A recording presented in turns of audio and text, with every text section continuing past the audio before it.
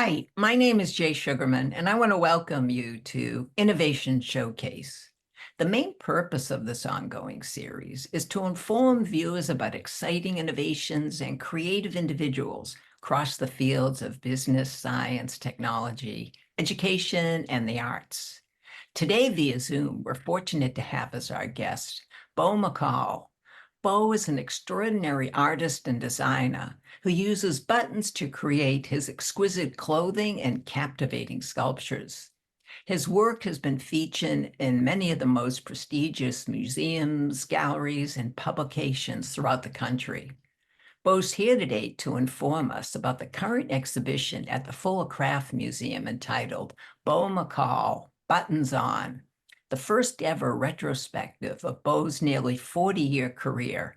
During the program, we'll go on a behind-the-scenes tour and in the process come to better understand and appreciate Beau's artistry and the wide range of items on display that showcase Beau's illustrious career.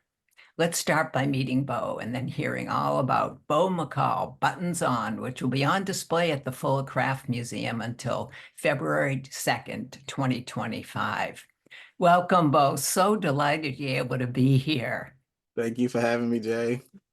A couple of weeks ago, I had the wonderful opportunity to visit the exhibition and was just blown away by your craftsmanship and creativity. I'm eager to learn more and have you inform viewers. But before we jump right to that, I think it would also be of interest if you'd briefly share a little bit about your background and how your interest in using buttons for your artwork developed and came about, please. Okay, so I'm Beau McCall.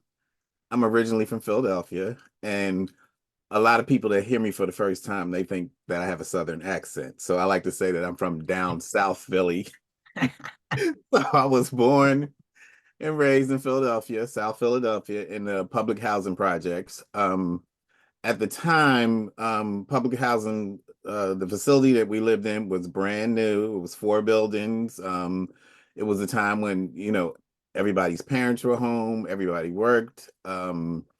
You had some of the women at the time were housemakers, including homemakers, including my mom. My brother and I, we went to Catholic school for the beginning of our education, elementary school. I got attracted to craft early on from after school programs, day camps, overnight camps. My mom was really big on decorating, so I really followed her choice of color pattern, and then she was upcycling way back in the 60s before that was really a thing, because at the time we were like embarrassed to go to some of these places with her. And then my my mom also would have us, she would spot things that was on the trash and have us go back and pick it up, and she would bring it back to the apartment and clean it up, paint it, and do whatever, and it became a fixture, in the house. So I learned a lot from her early on. And then I realized that I had my own creative bug. So the early influences were from her. And then my mom's younger sister, she and I, we used to make jewelry out of bones, out of the food we would eat. So if we had spare ribs, pork chops, chicken, whatever we ate, we would make jewelry out of it. So early on, I went through a lot of different phases in craft. I did macrame, I did weaving, I did tie-dye, I did these little braided keychains. And I was very attracted just to making things. So I knew I was creative. And I had two other brothers, which they were athletic. I did not get that. I did not get the athletic bug. So, I guess I was compensating with creating. And then after we moved into a house, and I discovered a Maxwell House jar of buttons in the basement. And I just was fascinated with the jar. Occasionally, I would dump the buttons out the jar and, just play around with them. And my mom went out thrifting again one day. She brought back this black knit sweater. So in my head, I said, well, let me just try to embellish this sweater with these buttons. So after she saw that I was attracted to the jar of buttons, she just started going out collecting buttons from there. It took me 6 months to finish the sweater. I had no idea what I was doing, had no technique. I just was randomly placing these buttons all over the sweater. After I completed it, I wore it out to a disco and I got rave reviews and, oh, who made it? Did you do it? And a lot of attention. So she came home again and she had this sweater vest and I repeated it in the vest form. And then I was off to New York to my adventure to figure out where I fit in creatively. Hmm. And the venture, it started there. Terrific. I got started, but from a kid, I was creative. And the earliest object that I can remember making, my mother had a pair of T-strap sandals.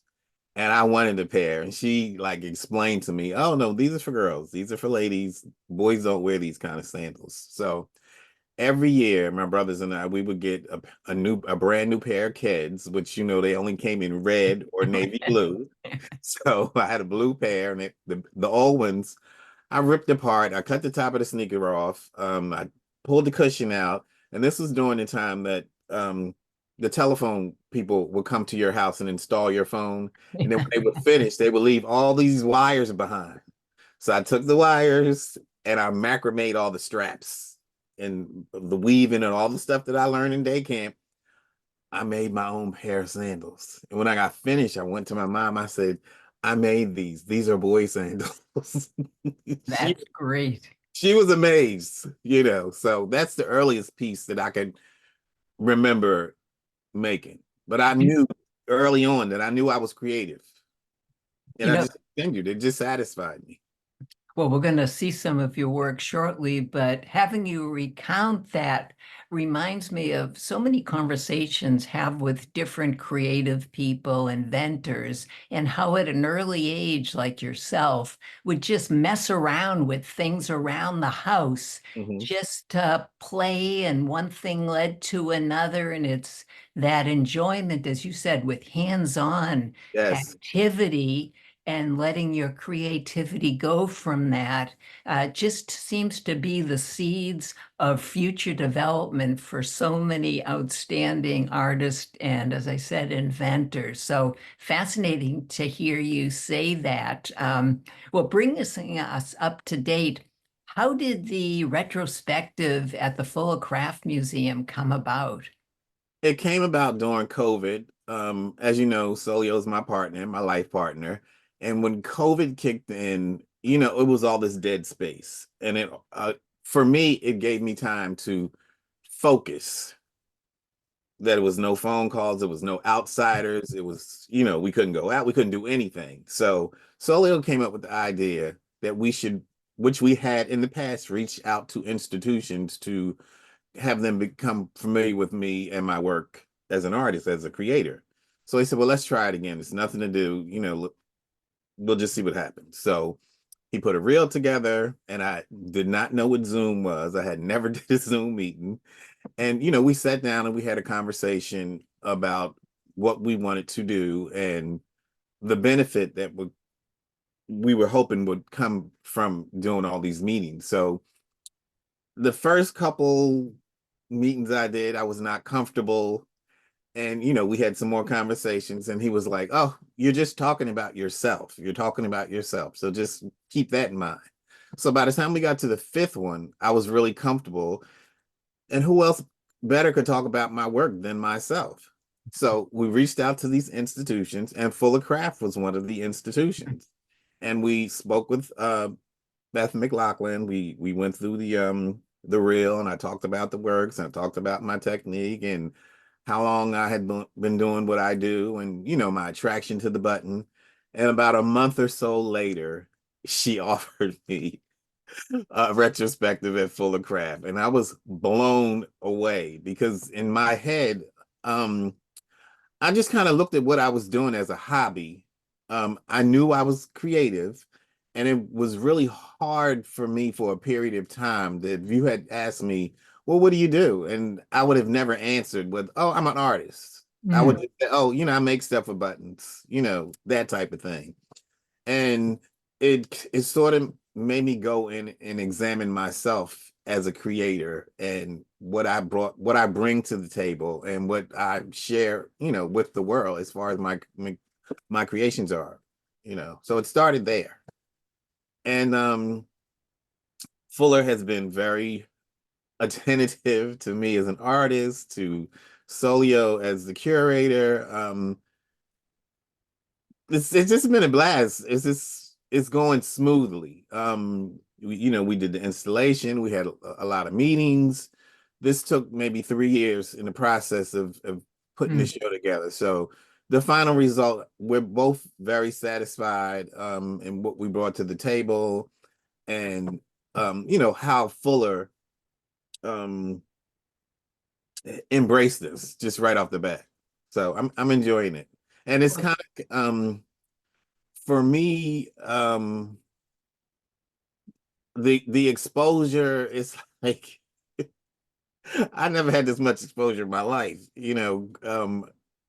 Um, Social media was not around when I first started this, and it's a lot of different ways to be seen and heard in this age of technology. So if I'm not verbally saying to somebody, somebody's looking on social media, somebody's Googling me, oh, you did this, I heard about that. And I'm like, me? You're talking about me? So some of the stuff is like really taking me by surprise, but all positive energy, all positive vibes. And I've been meeting a lot of great people in the process and in the journey.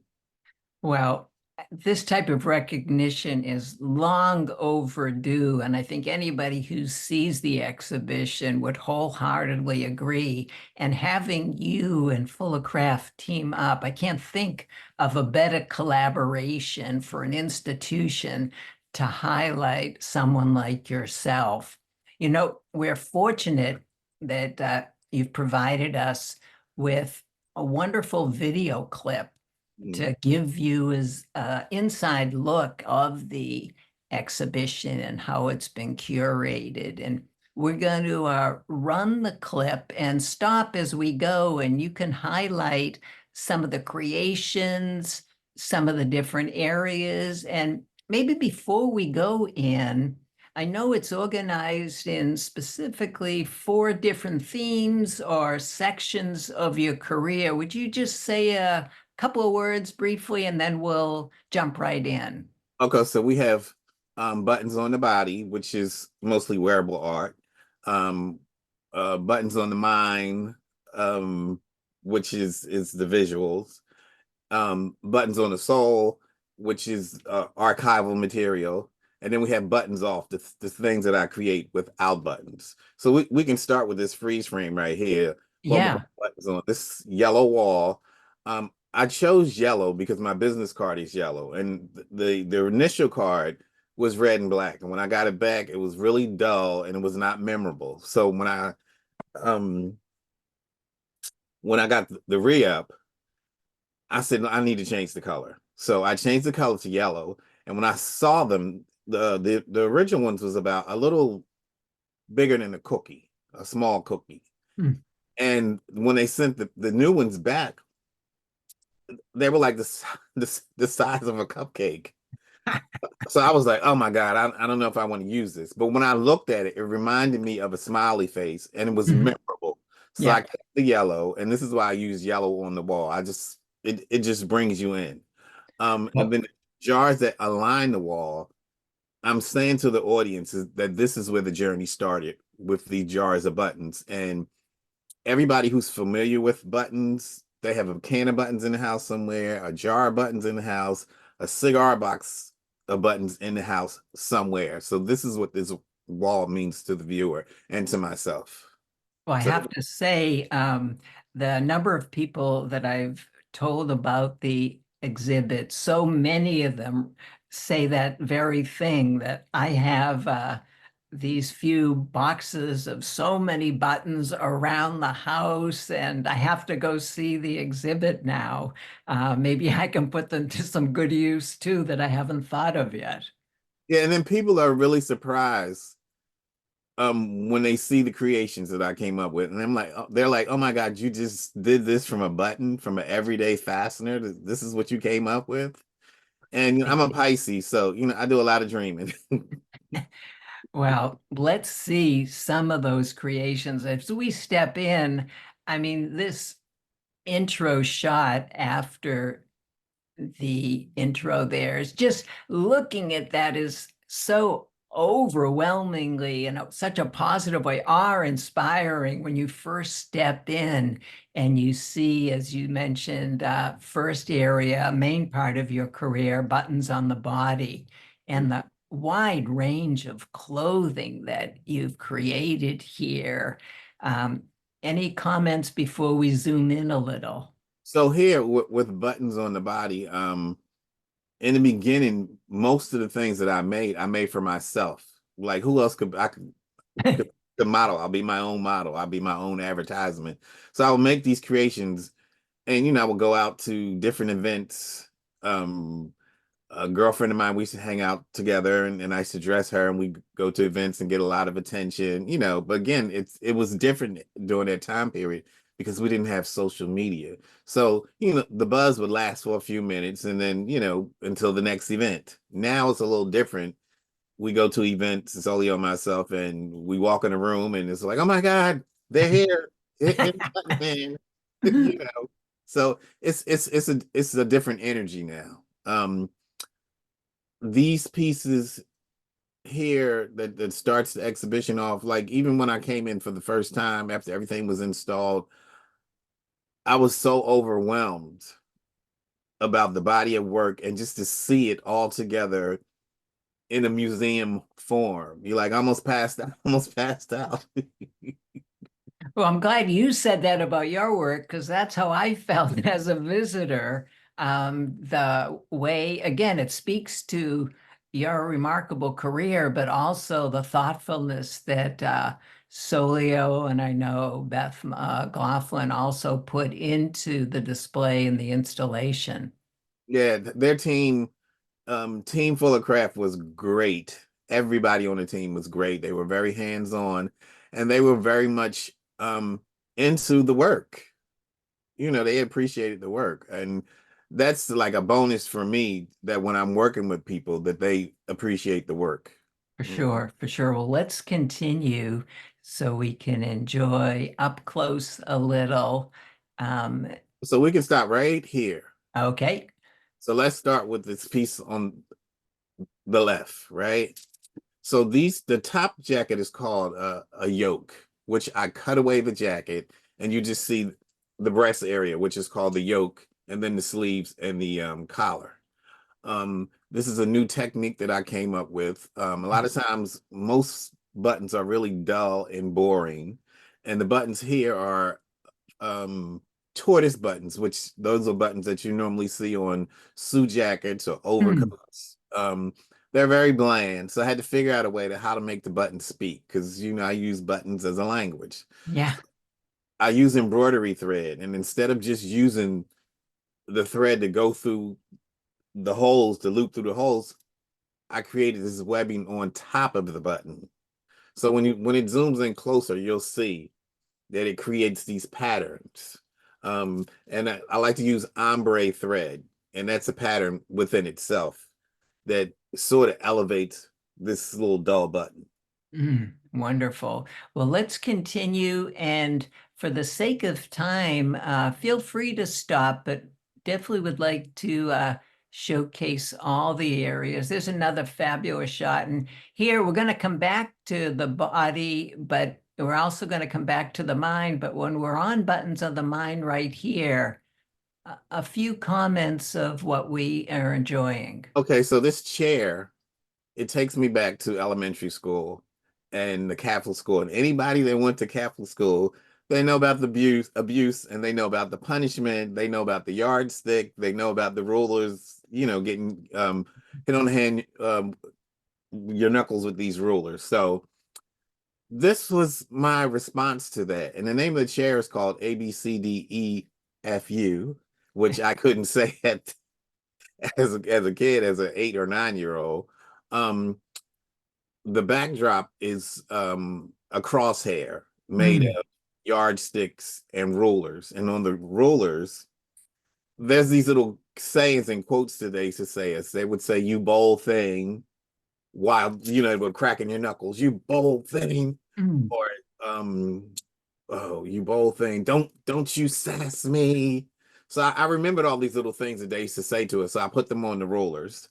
And the buttons here, they're all polywood, which is a faux wood. And then when you see it in person, I have wads of pink bubble gum underneath the chair with pink buttons. Fabulous, I really fabulous. I really enjoyed doing this chair, and it brought back so many memories. And then as a kid, I was very shy, I was very introverted, and I just couldn't withstand some of the stuff mentally that I was going through. So I had to get out of there. Very creative way of expressing that. Well, again, our time is somewhat limited, so we're going to continue just enticing viewers to see all they can enjoy when they come to the exhibit. But we have to have a little commentary on this incredible cast iron tub.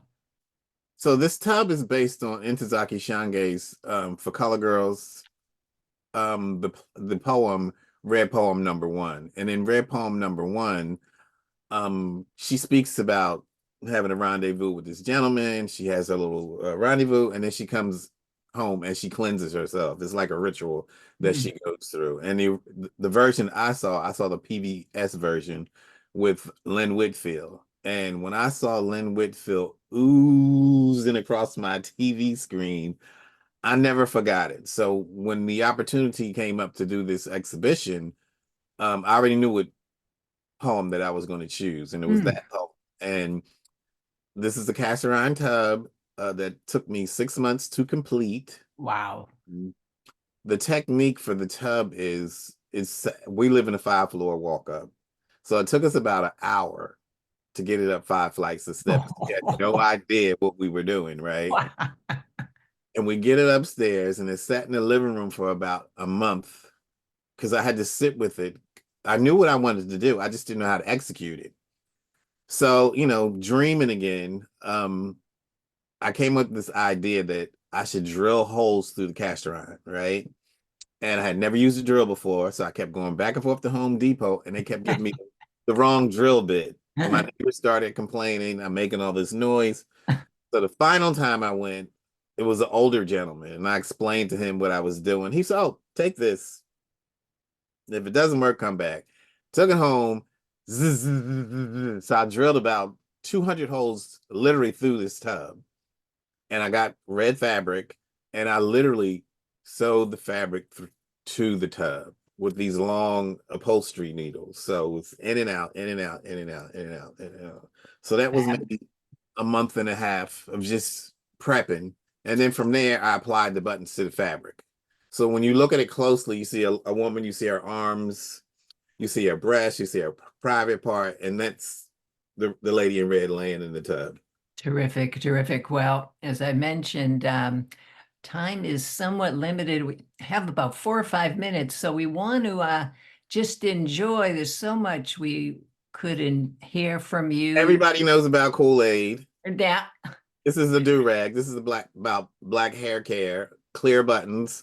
That's the stacking to give the mohawk effect on the top of the crown. And then I had buttons commissioned in all kinds of hair care products and combs and brushes and stuff that black folks use to maintain their hair. These are the sneakers, the metal pair of sneakers are dedicated to my brothers and all their sports shenanigans. The one on the with the raffia.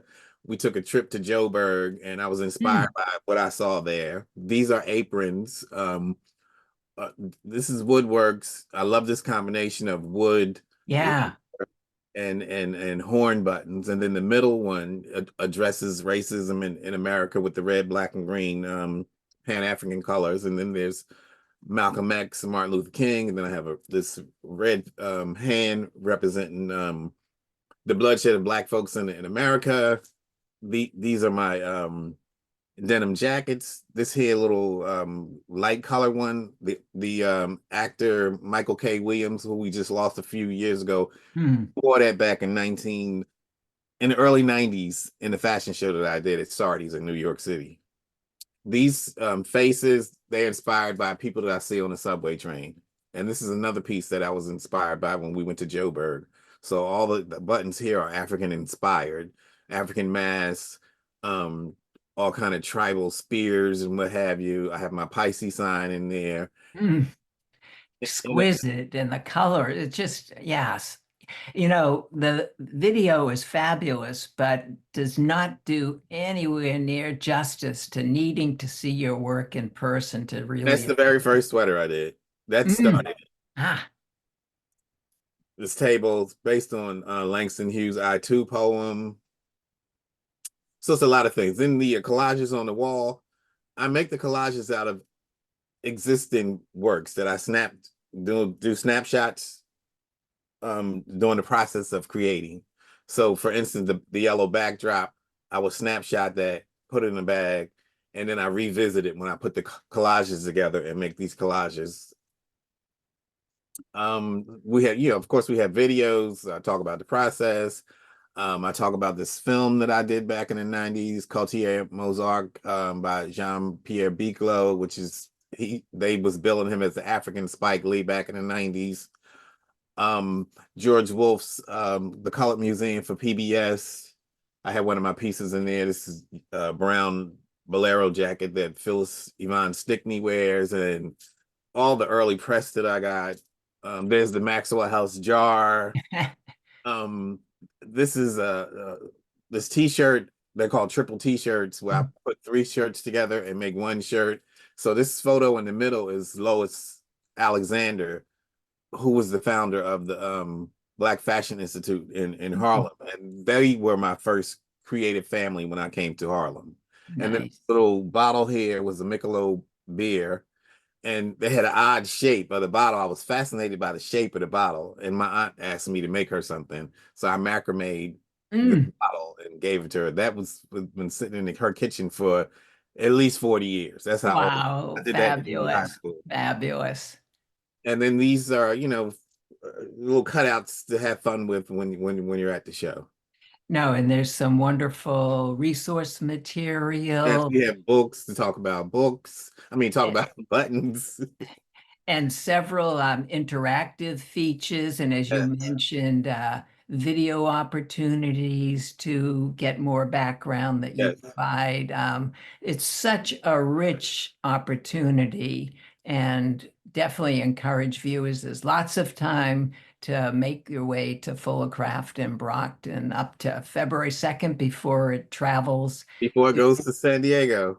Fabulous. Well, Beau, there's so much more we could hear and enjoy from you, but the half hour has gone incredibly fast. Thank you so much for giving us the time, for sharing your craftsmanship, your outstanding career, and as we said earlier, the recognition that's been long overdue. It's wonderful. We've had the experience here to enjoy it initially before it goes on the road. Continued success with future endeavors. Thank you, Jay. Thank you for having me. And all who comes out to see Buttons On, I want you to leave and tap into your own creative self when you get home and get your own jar of buttons and see what you can come up with. And if you have buttons to donate, send them to Fuller Craft and care of Beau McCall. Terrific, terrific. I also want to thank those of you watching for joining us and hope you'll be able to tune in next time.